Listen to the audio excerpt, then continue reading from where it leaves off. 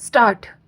आदरणीय अध्यक्ष जी, नए सदन के प्रथम सत्र के प्रथम भाषण में मैं बड़े विश्वास और गर्व से कह रहा हूँ कि आज के ये पल इतिहास में नाम दर्ज करने वाला समय है।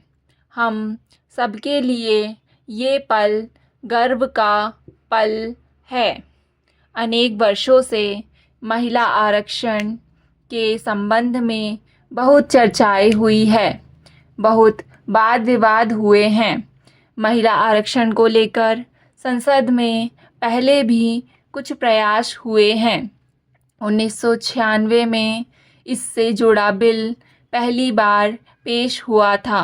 हमारे पूर्व प्रधानमंत्री अटल जी के कार्यकाल में कई बार महिला आरक्षण का बिल पेश किया गया, लेकिन उसे पारित कराने के लिए आवश्यक संख्या बल नहीं जुटा पाए और उसके कारण वो सपना अधूरा रह गया।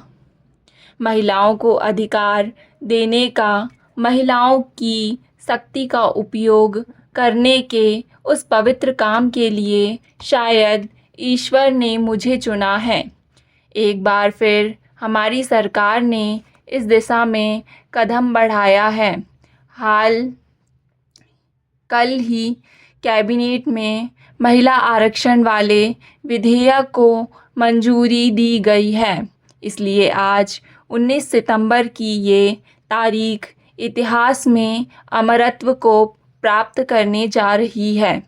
आज जब महिलाएं हर सेक्टर में तेज़ी से आगे बढ़कर नेतृत्व कर रही हैं, तो बहुत आवश्यक है कि नीति निर्धारण में हमारी नारी शक्ति अधिकतम योगदान दे।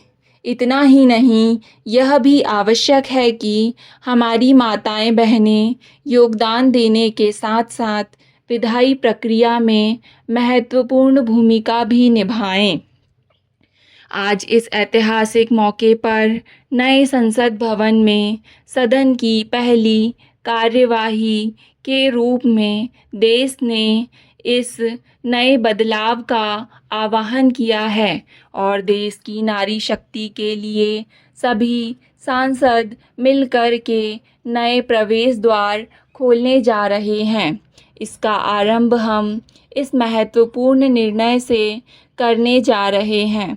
महिला सशक्तिकरण के अपने संकल्प के आगे बढ़ाते हुए हमारी सरकार आज एक प्रमुख संविधान संशोधन विधेयक प्रस्तुत कर रही है। इस विधेयक का लक्ष्य लोकसभा और विधानसभा में महिलाओं की भागीदारी का विस्तार करने का है। नारी शक्ति वंदन अधिनियम के माध्यम से हमारा लोकतंत्र और मजबूत होगा। मैं देश की माताओं, बहनों और बेटियों को नारी शक्ति वंदन अधिनियम के लिए बहुत बहुत बधाई देता हूँ। मैं सभी माताओं, बहनों, बेटियों को आश्वस्त करता हूँ कि हम इस बिल को कानून बनाने के लिए संकल्पबद्ध हैं।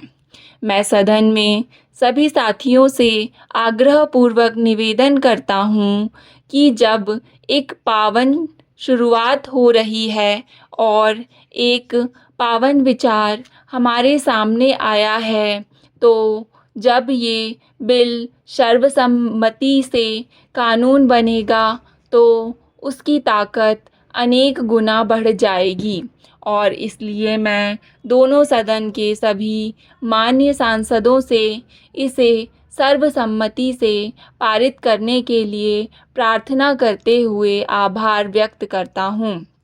इस नए सदन के प्रथम सत्र में मुझे मेरी भावनाओं को व्यक्त करने का अवसर दिया, इसके लिए मैं अध्यक्ष महोदय का अत्यंत आभारी हूँ।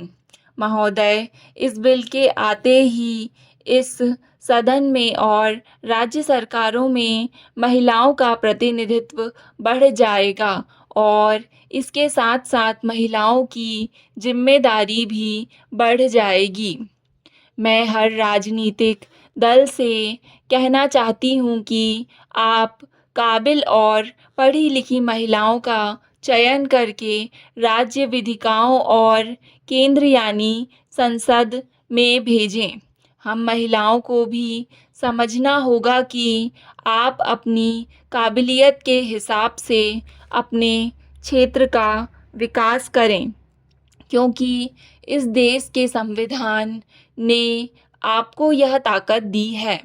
आज एक महिला के तौर पर मैं माननीय प्रधानमंत्री जी नरेंद्र मोदी जी का शुक्रिया अदा करना चाहती हूँ और सभी पार्टियों से विनती करती हूँ कि वे अपने क्षेत्र की काबिल, ऊर्जावान और युवा महिलाओं को प्रतिनिधित्व और राजनीति में भाग लेने का अवसर प्रदान करें। यह महिलाओं का सबसे बड़ा सम्मान होगा। स्टॉप।